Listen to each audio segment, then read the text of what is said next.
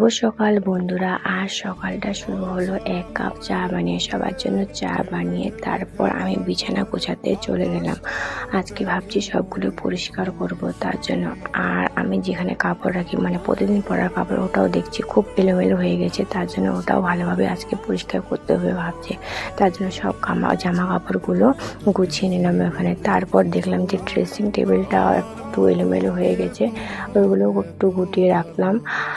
আর এই যে মা বললো যে ফ্রিজটাও পরিষ্কার করে দাও, তার জন্য ফ্রিজটাও পরিষ্কার করে দিলাম। আর মায়ের একটু কাজ করলে মা বলবে আর এটাও করে দিই, এটাও করে দিই, তুমি তো জানোই।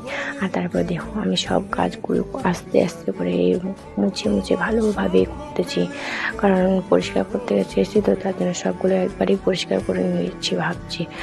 আর এগুলো পরিষ্কার করার পর আমি ঘরটাও ভালোভাবে ঝাড় দিয়ে দেবো। আর আমি ভাবছি এক জায়গায় যাব আজকে, গেলে অবশ্যই তোমাদের সাথে তো শেয়ার করবই, তাই না? এই যে ভালোভাবে ঘরটা আমি ঝাড়ু দিয়ে দিচ্ছি।